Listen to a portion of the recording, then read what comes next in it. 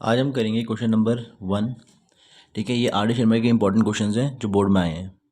क्या क्वेश्चन है? A B C D is the quadrilateral such that angle D बराबर 90 degree. बोले एक ए बी सी डी क्या अपने क्वाड्रिलेटरल है जिसमें एंगल डी कितने का है? 90 डिग्री का है। A circle touches the side A B B C C D and D A. मतलब जो सर्कल है ना वो इन साइड से टच करके जा रहा है। अब यहाँ देखो, जैसे मान लो मैं एक क्वाड्रिलेटरल बनाता हूँ जो सर्कल को टच कर रहा है।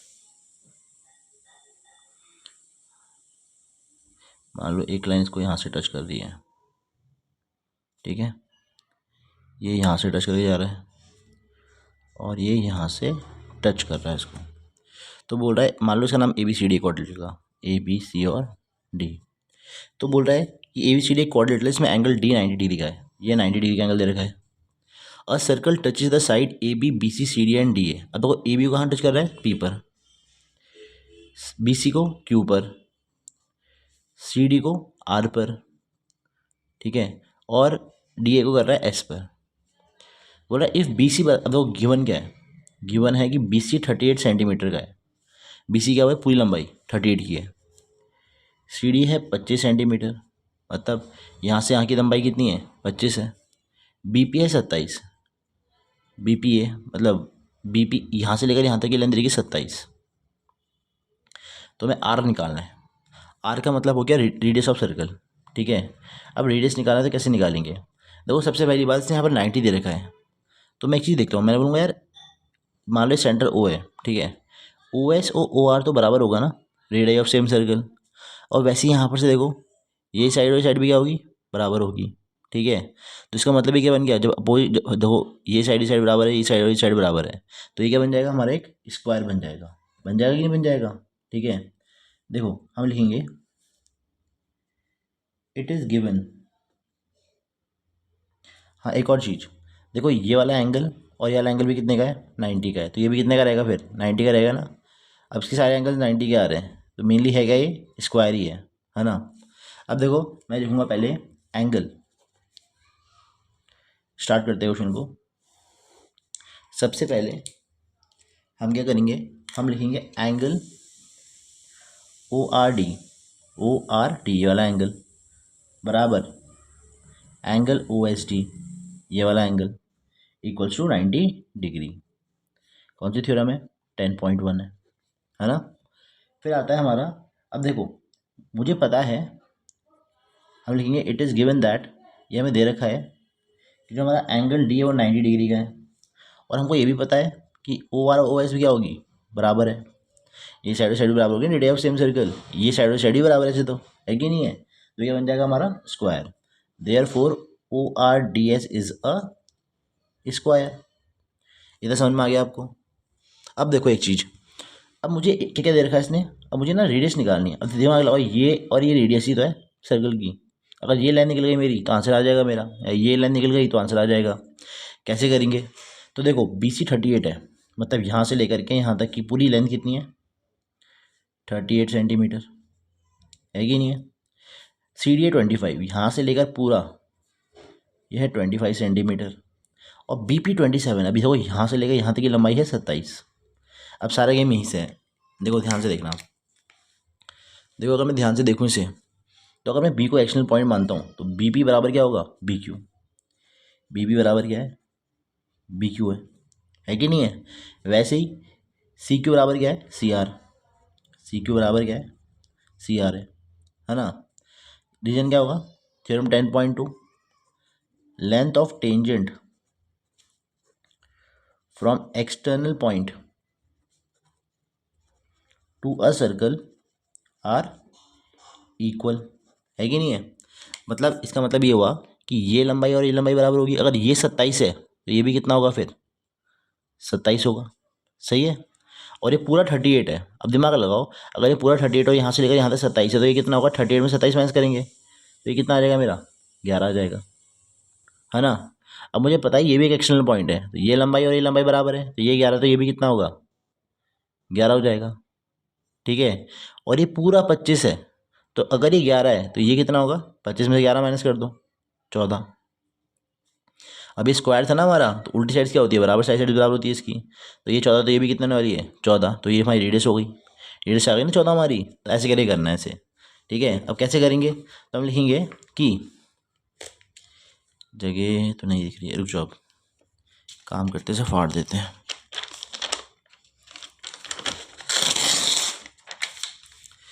देखो इसके आगे की वर्किंग मैं यहाँ दिखा रहा हूँ आपको। सबसे पहले हम लिखेंगे पी बी बराबर क्या होगा हमारा, बी क्यू। ये कौन सी किससे आया, थ्योरम 10.2 से आया। देखो पी बी कितनी है 27, तो बी क्यू भी कितनी हो गई 27 हो गई। मुझे पता है कि B Q plus C Q बराबर कितना है 38 है। तो बी क्यू कितना आया था मेरा 27 प्लस सी क्यू बराबर कितना होगा 38। तो सी क्यू कितना हो जाएगा 38 में से 27 माइनस करो, कितना आएगा 11 सेंटीमीटर। आ गया ना सी क्यू की 11 सेंटीमीटर। अब देखो सी क्यू और सी आर क्या है बराबर, सी क्यू बराबर सी आर। ये थ्योरम कौन सी है 10.2 है। अगर सी क्यू 11 है तो सी आर भी कितनी होगी 11, सी क्यू 11 आ गई थी ना मेरी, तो सी आर भी क्या हो जाएगी मेरी 11 सेंटीमीटर। अब मुझको पता है कि ये पूरा प्लस करिए कितना आता है 25। तो मैं लिखूँगा D R plus R C बराबर कितना है 25 है। डी आर प्लस, अब सी आर या आर सी की तो बात है, कितना ही यहाँ ये साइड कितनी आ गई थी मेरी 11, तो डी आर कितना हो जाएगा 25 में से 11 माइनस कर दो, 14 सेंटीमीटर डी आर आएगा। अब आपको पता है कि ओ डी आर एस एक स्क्वायर है, तो ये साइड बराबर होगी ना इसकी। तो quadrilateral O D R S is a square. So D R और ओ एस क्या होगा बराबर, है ना, क्योंकि all sides of square are equal. तो देखो डी आर कितना आया था 14, ओ एस भी 14 होगा, तो वो रेडियस है अपनी, तो रेडियस कितनी आ गई हमारी 14 सेंटीमीटर। ठीक है, देखो अब हम करेंगे क्वेश्चन नंबर 2। ठीक है, अब देख क्या रखा है, बोले एक सर्कल है ट्राइंगल ए बी सी, मान लो इसका नाम है ए बी और सी। फिगर दे रखी है, इसमें बोला है कि साइड्स है 8, 10 और 12। अब मान लो कि ये पूरी 8 है, मान लेते हैं ये 10 है, और ये कितनी है पूरी 12 है। ठीक है, तो हमें निकालना क्या है, और इसने कुछ पॉइंट्स दे रखे थे, ये डी दे रखा है, ये ई और ये एफ। उसने बोला ए डी बी ई और सी एफ निकालो। ए डी तो ये हो गया, ये निकालना है, बी ई ये हो गया, ठीक है, और सी एफ ये वाला हो गया। अब मैंने बोला है इसमें थ्योरम कौन सी लग सकती है, तो मुझे दिख रहा है 10.2 का कुछ हिसाब लग रहा है इसके अंदर, है ना। तो मैं 10.2 थ्योरम डालूंगा इसके अंदर। अब एक चीज़ देखो, आप एक चीज़ बताओ मुझे, मैं इसका सॉल्यूशन करता हूँ। मुझे एक चीज़ बताओ, अगर मैं ए को एक्शनल पॉइंट मानता हूँ तो ए डी और ए एफ बराबर होगा। ए डी बराबर क्या होगा ए एफ, थ्योरम 10.2 के हिसाब से। वैसे अगर मैं बी को एक्शनल पॉइंट मानता हूँ तो बी डी बराबर क्या होगा बी ई होगा, थ्योरम 10.2 से। और अगर मैं सी को एक्शनल पॉइंट मानता हूँ तो सी एफ और सी ई क्या होगा बराबर होगा बाय थ्योरम 10.2। यहाँ पर आपको थ्योरम 10.2 पूरी लिखनी पड़ेगी कि length of tangent from external point to a circle is equal या आर इक्वल की बात है। ठीक है, ये लिखा हमने, इसे इक्वेशन में 1 2 3 मान लेते हैं। तो मैं एक काम करता हूँ, मैं क्या करता हूँ, मैं मान लेता हूँ ये यहाँ से लेकर यहाँ तक की जो लेंथ है उसे एक्स मानता हूँ, तो ये एक्स, तो ये भी कितनी होगी एक्स होगी। वैसे ही अगर मैं इसको वाई मानता हूँ तो ये भी कितनी होगी वाई। वैसे अगर मैं इसको जेड मानता हूँ तो ये भी कितनी होगी जेड होगी, है कि नहीं है। ठीक है, तो मैं मान लेता हूँ लेट ए डी बराबर एक्स। तो अगर ए डी एक्स है तो ए डी और ए एफ दोनों क्या हो जाएंगे एक्स हो जाएंगे।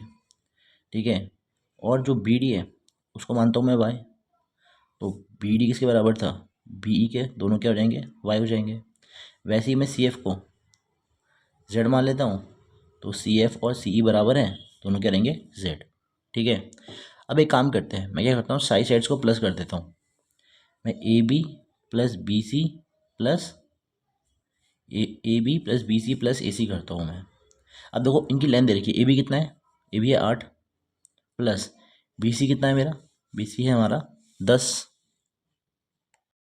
देखो बी सी कितना है हमारा बी सी है अपना 10, और ए सी कितना है अपना ए सी है हमारा 12।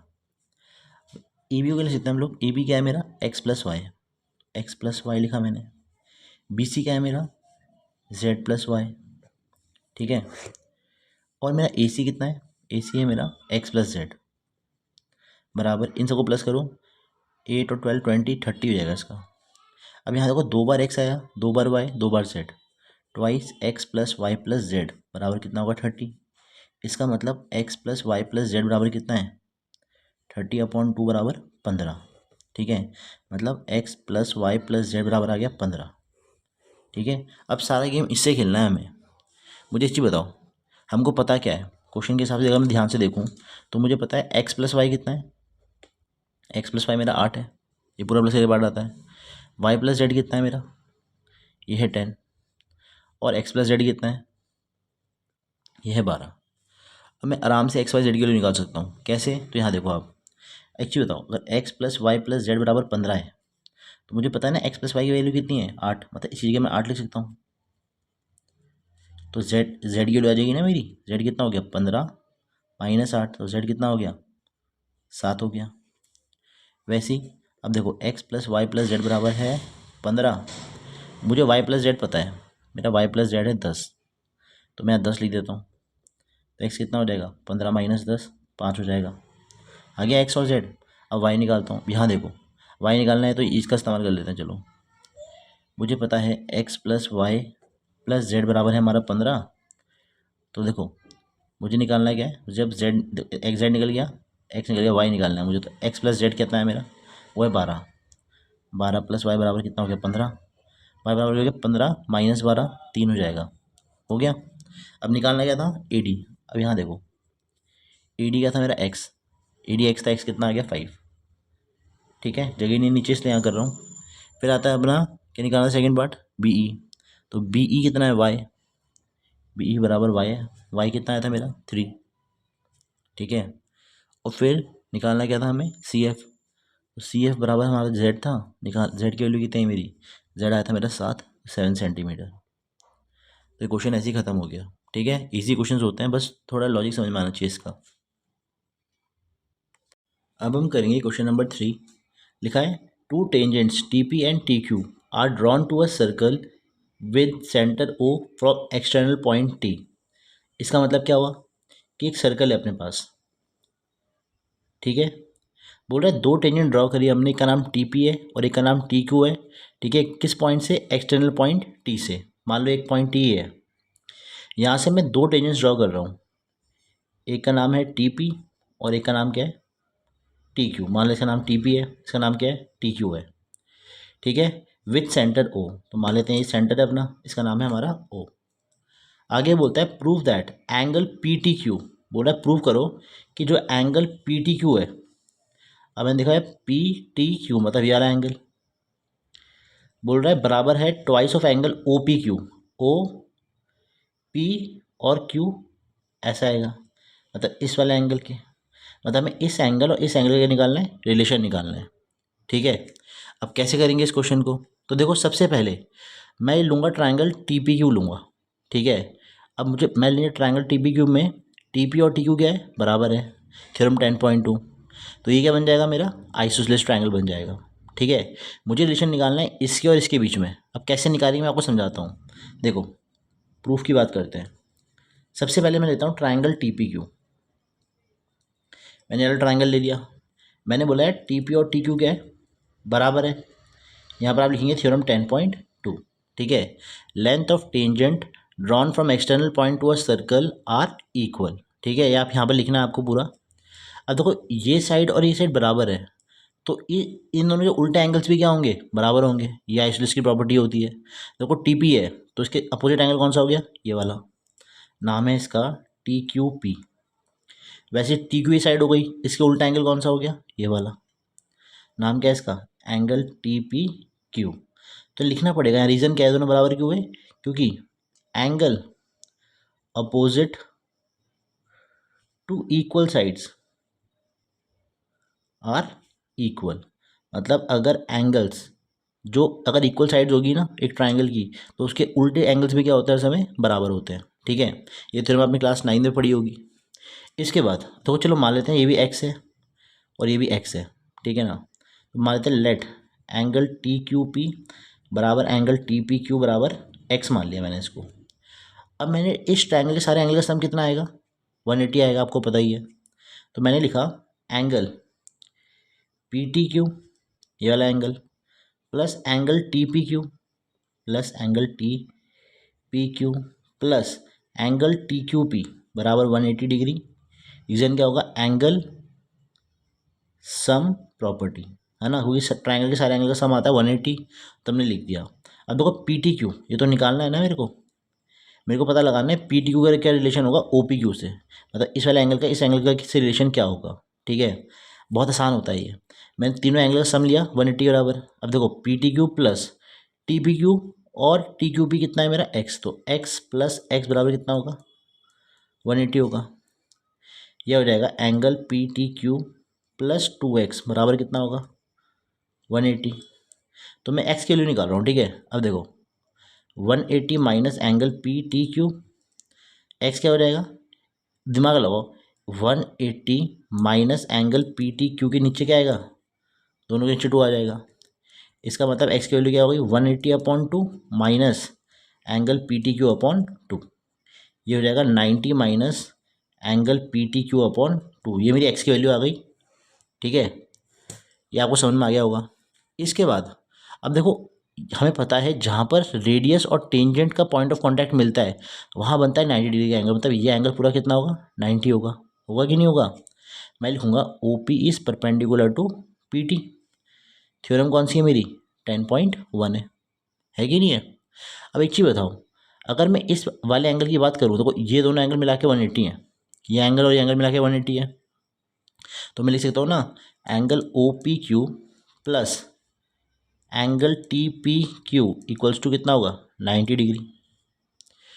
अब देखो angle O P Q plus T P Q कितना है मेरा एक्स है, बराबर 90 डिग्री।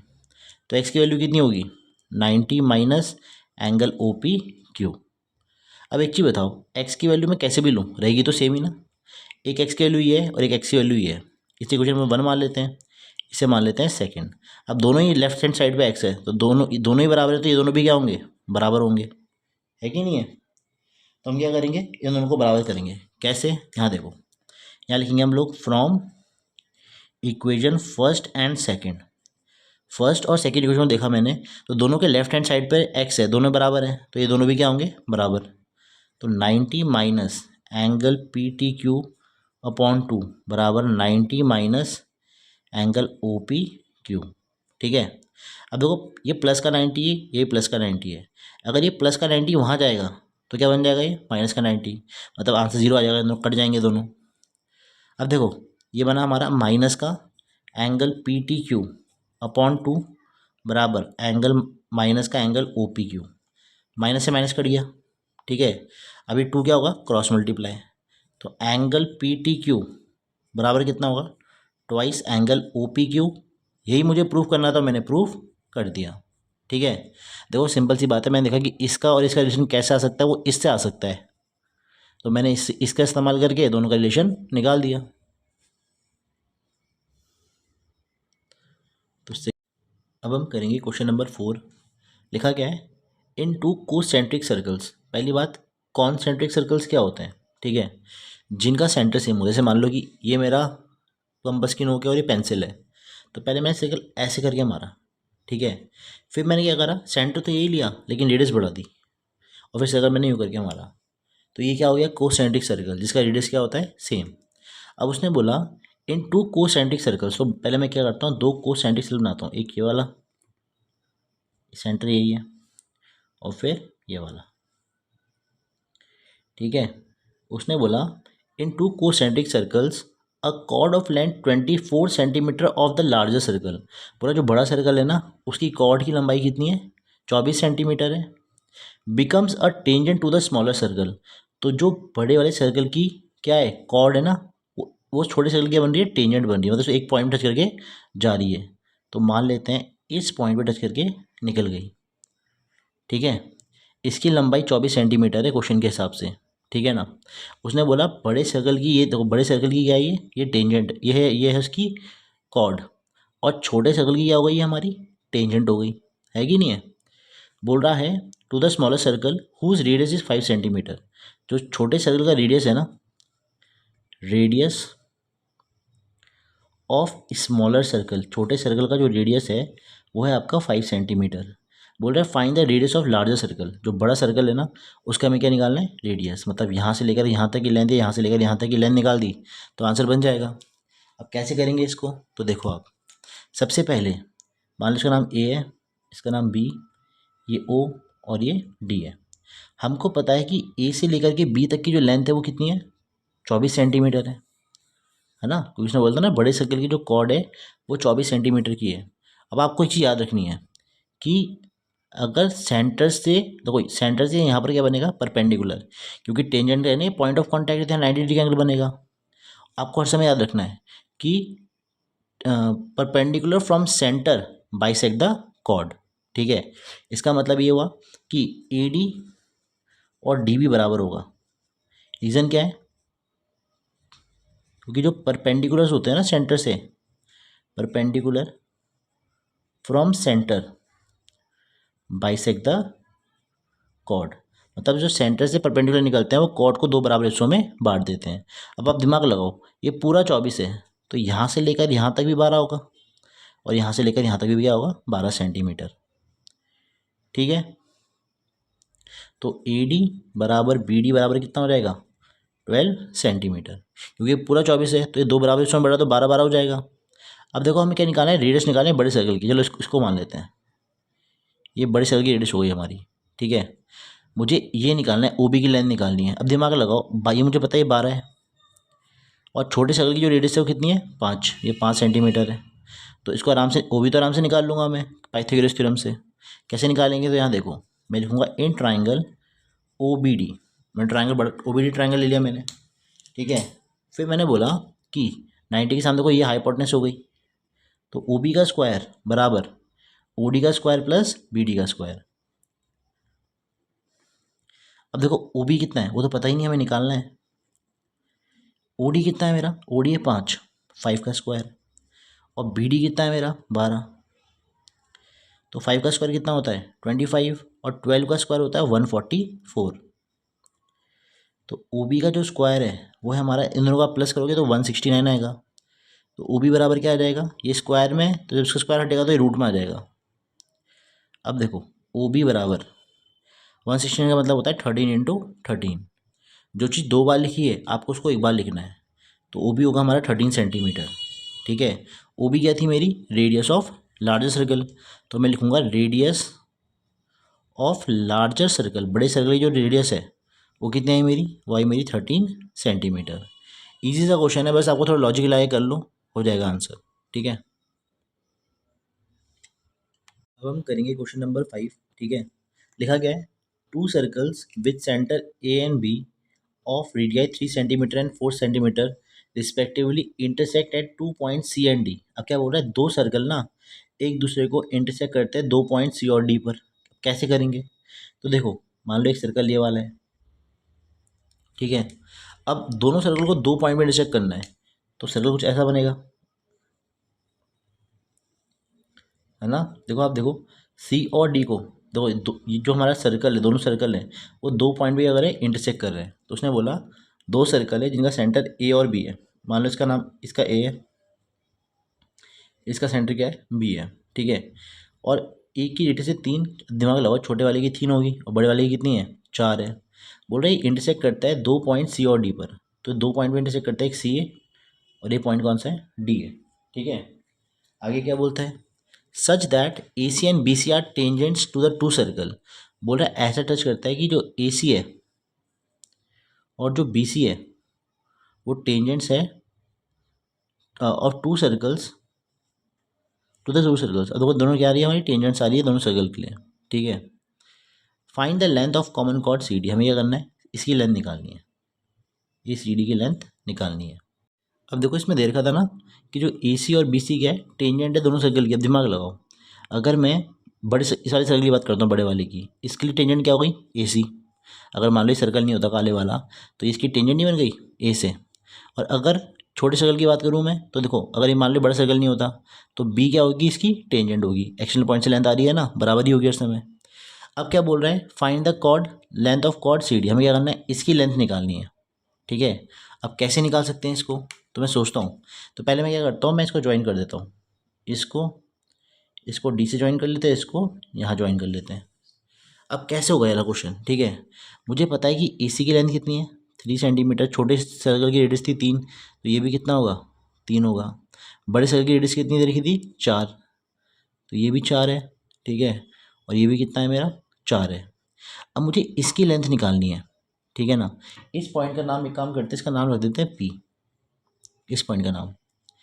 अब एक चीज़ बताओ, जैसे मान लो कि ये एक सर्कल है, बड़ा सर्कल ले लेता हूँ मैं, ठीक है, ये बड़ा सर्कल है, ये मेरी रेडियस है। अब दिमाग लगाओ, ये एक्सटर्नल पॉइंट से ये लेंथ, ये टेंजेंट हो गया ना मेरा। अगर मैं इस काले वाले सर्कल को ना लूँ, ठीक है, इसके सेंटर को देख करके, ये तो टेंजेंट हुई बट ये बड़े वाले सर्कल के लिए, और ये रेडियस है, यहाँ पॉइंट ऑफ कॉन्टैक्ट, यहाँ कितने डिग्री एंगल बनेगा, 90 का। तो एंगल ACB कितना होगा मेरा, 90 डिग्री होगा, थ्योरम 10.1 के हिसाब से, है ना। देखो सिंपल सी बात है, बड़ा सर्कल देखो आप, बड़े सर्कल में BC आपकी रेडियस हो गई, और मान लो छोटा वाला सर्कल है ही नहीं, अगर काला सर्कल नहीं होता तो ये एक्सटर्नल पॉइंट हो गया, और यहाँ से क्या आ रही है, एक टेंजेंट आ रही है सर्कल के लिए। तो जहाँ टेंजेंट और रेडियस मिलती है, पॉइंट ऑफ कॉन्टैक्ट पे एंगल कितने डिग्री का बनता है, 90 का। तो यहाँ पर एंगल 90 डिग्री का बन गया।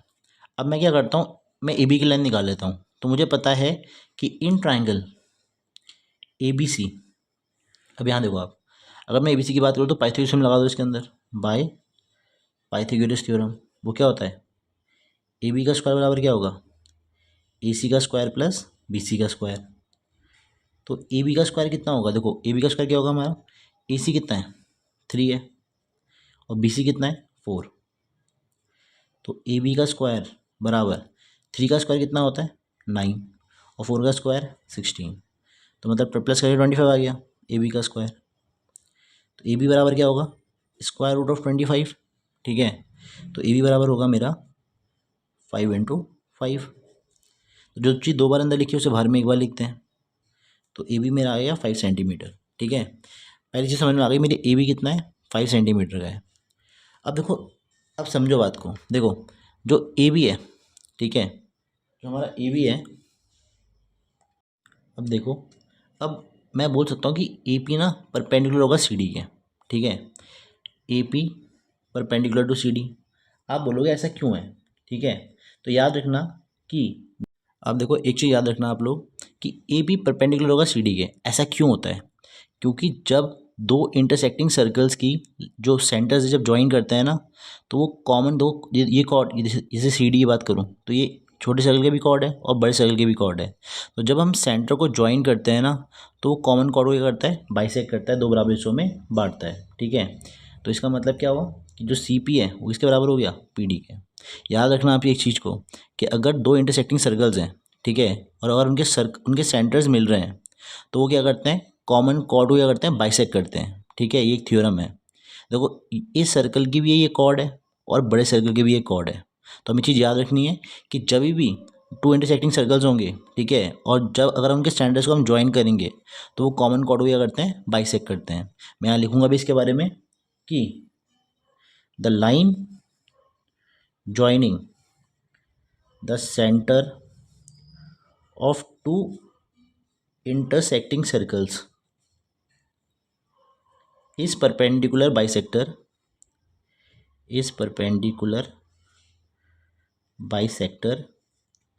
of their common chord, ठीक है।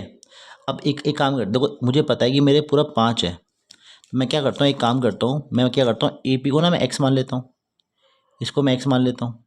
तो PB कितना हो जाएगा, ये पूरा 5 था ना, तो ये जाएगा मेरा 5 माइनस x, ठीक है। अब देखो मैं इसको नेक्स्ट पेज में कर रहा हूँ, ये समझ में आ गया आपको। अब देखो ध्यान से देखना है। देखो पहले मैंने क्या लिखा, मैंने मान लेता हूँ लेट AP को मैं x मान लेता हूँ, कि जो मेरा AP है ना, यहाँ से लेकर यहाँ तक की लेंथ वो मेरी x है, ठीक है। और जो PB है, तो ये पूरा 5 था, तो अगर यहाँ से लेकर यहाँ तक x है, तो यहाँ से लेकर यहाँ तक कितना हो जाएगा, 5 माइनस x सेंटीमीटर में यूनिट है।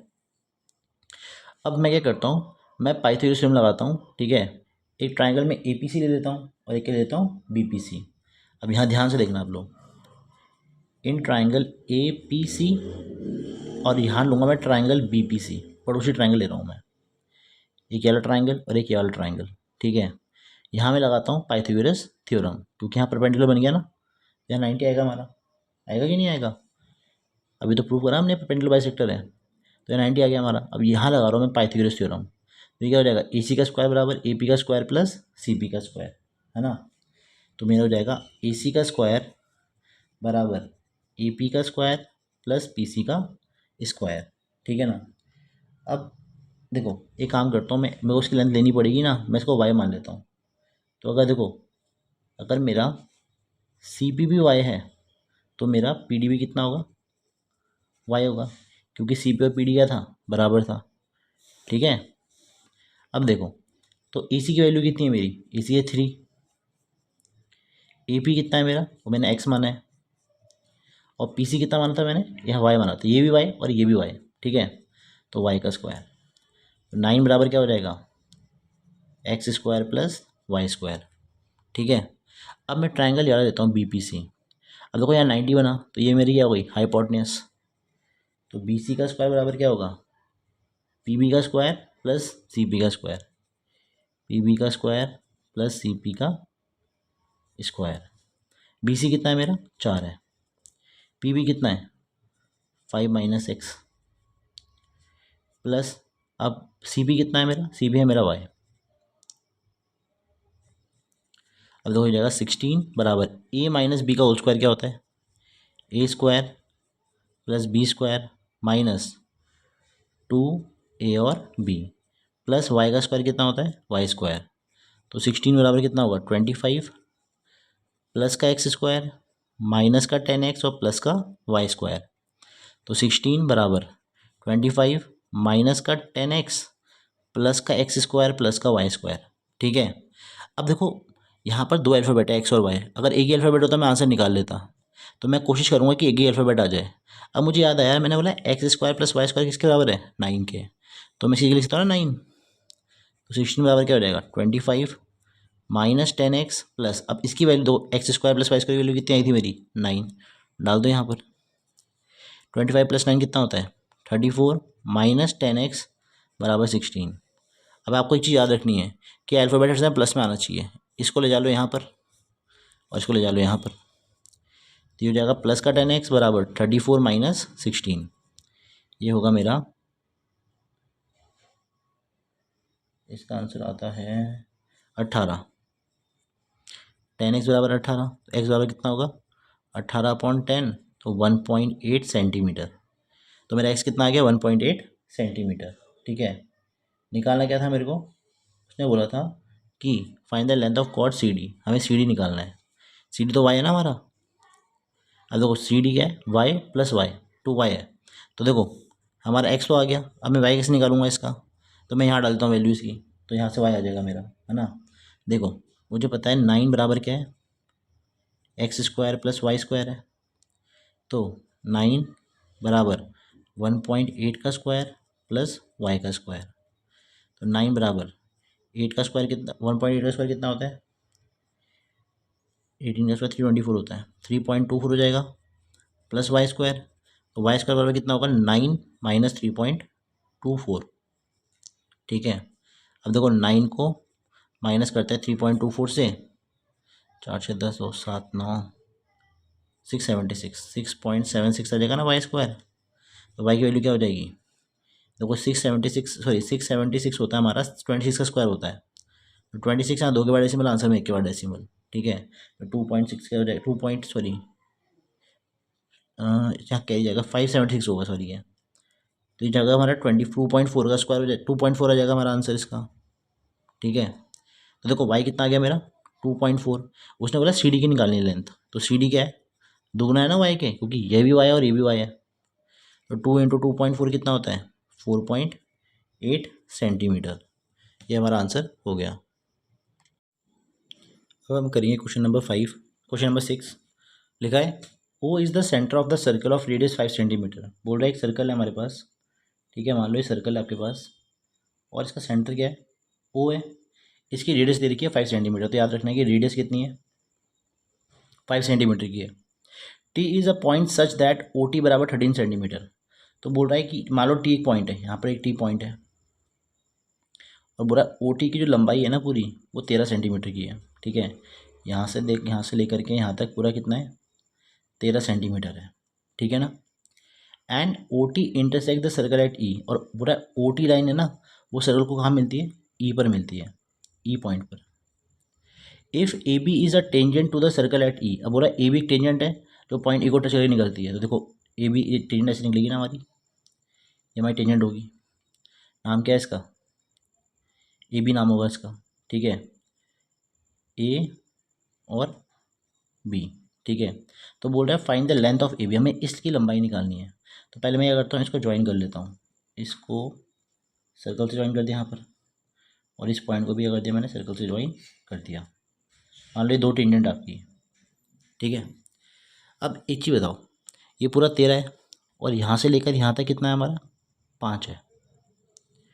आपको पता है कि जब रेडियस और टेंजेंट मिलती है तो यहाँ कितना डिग्री एंगल बनेगा, 90 का।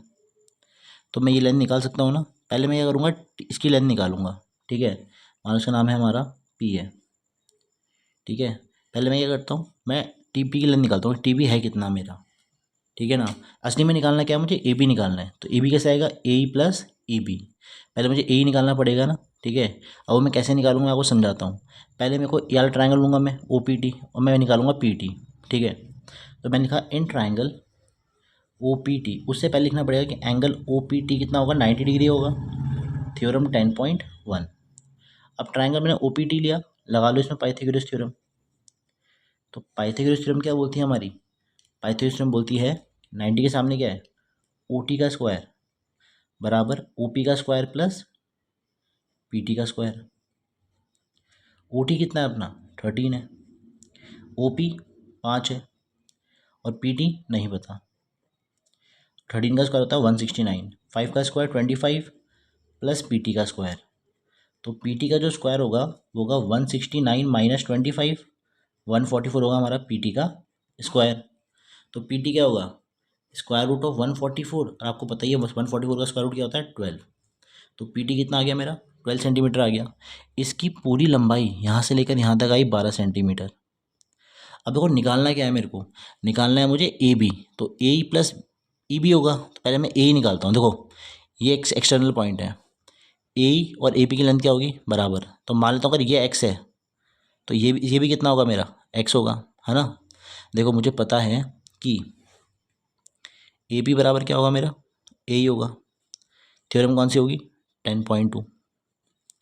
तो मान लेते हैं कि जो ए पी है वो एक्स है, तो ए भी कितना हो जाएगा, वो भी एक्स हो जाएगा, क्योंकि ये लंबाई बराबर है। ये पूरा 12 है, तो ए से लेकर के टी तक कितना हो जाएगा, 12 माइनस एक्स। ठीक है, तो हमारा जो ए टी होगा वो होगा 12 माइनस एक्स। अब देखो एक चीज़ देखो, जो हमारा ओ ई है वो रेडियस है। ठीक है, अब यहाँ से लेकर ये एक टेंजेंट मान लेते हैं, ये टेंजेंट ही तो हमारी सर्कल टच कर रही है, तो यहाँ कितने डिग्री एंगल बनेगा, 90 का। तो ये 90, तो ये भी कितना होने वाला है, 90। अब मैं क्या करूँगा, मैं इस पर डालूंगा पाइथागोरस थ्योरम। ठीक है, और मैं क्या कर सकता हूँ, आंसर एक्स के लिए निकाल सकता हूँ। अब कैसे निकालूंगा, अब एक चीज़ बताओ मुझे, रेडियस कितनी है सर्कल की, 5 है। यहाँ से लेकर ये पूरा 13 था, तो अगर यहाँ से लेकर यहाँ तक भी तो 5 होगा फिर, और यहाँ से लेकर के यहाँ तक कितना हो जाएगा, 8, क्योंकि ये पूरी 13 थी ना। तो अगर यहाँ से लेकर यहाँ तक 5 है तो यहाँ से लेकर यहाँ तक कितनी होगी, 8 हो जाएगी हमारी, है ना। अब मैं क्या करता हूँ, मैं इस ट्राइंगल पे ना पाइथागोरस डाल करके एक्स के लिए निकाल देता हूँ। तो मैं लिखूंगा इन ट्राइंगल, नाम है इसका ए ई टी। तो बाय पाइथागोरस थ्योरम डाली मैंने। तो पाइथागोरस थ्योरम क्या बोलेगी, ए टी का स्क्वायर बराबर ए का स्क्वायर प्लस ई टी का स्क्वायर। ठीक है, अब देखो इस पेज में थोड़ी जगह कम है ना, तो मैं नेक्स्ट पेज में कर लेता हूँ इसका आंसर।